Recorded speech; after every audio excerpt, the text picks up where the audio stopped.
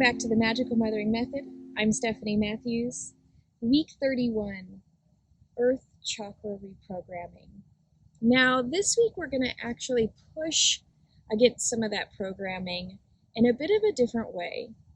We've gone through reprogramming of our traumas, of our experiences, of our past. Now, this week we're going to go a little bit more into a reprogramming of what we think or have thought is possible. We're going to bring in maybe some beings that are not easily seen.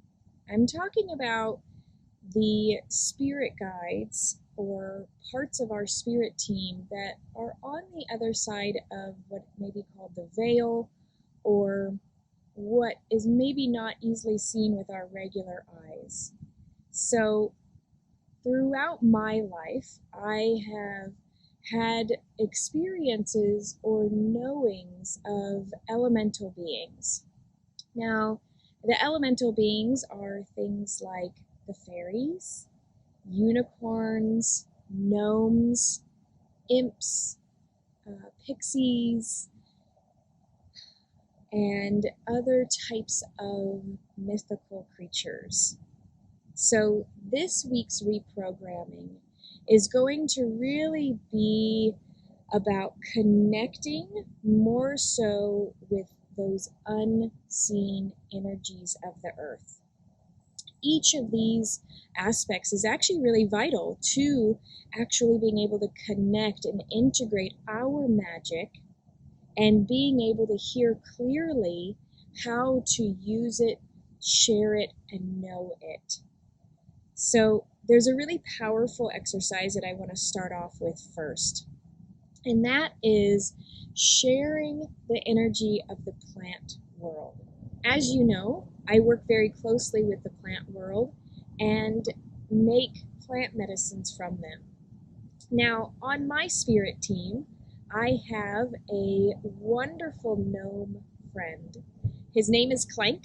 If you have ever used any of the Bringing the Wild Within planners, in the winter edition, I pull Clank into that planner and into the stories, and he is really the one who has shown and guided me into my connection with the plant world.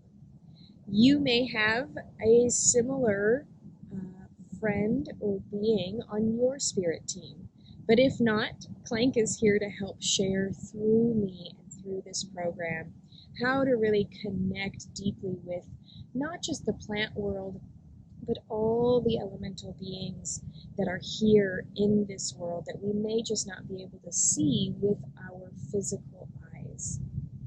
So the first exercise that we're going to do is a tree energy sharing. So I like to place one or both hands on the tree. I'm going to put one hand on for now. I guess I have two hands on. Placing a hand on the trunk of the tree, and whatever emotions, whether you see them as positive or negative emotions, that is not as important. But especially things that we maybe call negative emotions or very strong or passionate emotions, anger, sadness, regret, guilt. The trees use that energy much like how we breathe in the oxygen that they give us and we breathe out carbon dioxide that they then breathe in. Our strong emotions that maybe will do harm to our body, we can actually push into the tree, giving that emotionality to the tree, sharing deeply any anger, resentments, fear, guilt, shame, all these emotions that are really harmful to our body. You send into the tree, and then you ask for a transmutation or an energy of the tree back. And what happens is suddenly those emotions are no longer so strong. Suddenly there is a shift in your own emotional body. So this is a really powerful exercise to start reprogramming the relationship that we have with the trees, the plants, the elemental beings around us. When we see the plant life, each plant has its own elemental being with it. There are fairies and nymphs and gnomes and mythical magical creatures that have been in every culture across the dawn of time. I really want us to start knowing beyond just a physical knowing. If you've been getting any sort of emotional release or healing from any of the visualizations that we've been doing thus far, I would like for you to step into trust a little bit more with me. Trust and know that there is a whole world around us that is not just watching, but eagerly in anticipation and waiting. So I'd like for you to sit outside, feet on the earth, barefoot, and I'd like for you to ask, what elemental beings do I have around me?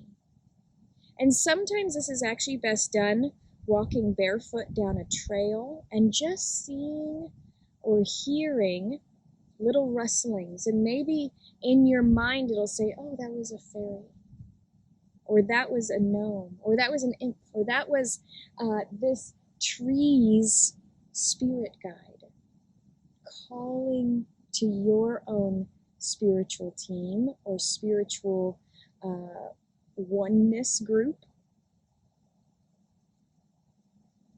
And so really allowing for this expansion in the part of you that is deeply connected to the earth, your physical body, being very physically minded about it, and knowing that there are these other little entities that are around you. Now I want you to feel in your body where there is resistance to this idea. Does it seem impossible? It can't be. There's no proof.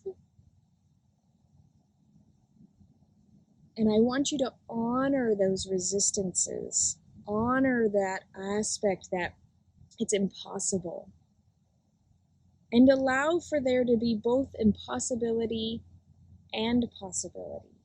Integrate the two until there's not this pooling of it's impossible or it's possible, but infuse those with maybe it's impossible for me to physically see them, but it's possible that they're there.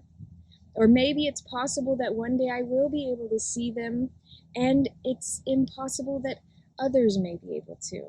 I would like for you to start dancing and playing with the elementals. And this is really an experiential week. Go outside and see the magic of what is waiting for you out there. Step into a realm that maybe has never been explored before, or maybe explored very heavily as a child. And yet now there is a deep knowing that there is some truth to that childhood wonder. Activating and bringing your inner child along with you on this exploration of what is around you is going to be of the most benefit. This is one of those weeks that I really like to hear of your experiences. And if you'd like more support with this, I'd highly recommend joining in on one of the Magical Mothering Method retreats where we can be in person, exploring and navigating these ideas and these knowings together. Thank you so much for being a part of this journey. and letting me be a part of your healing journey. I'll see you soon.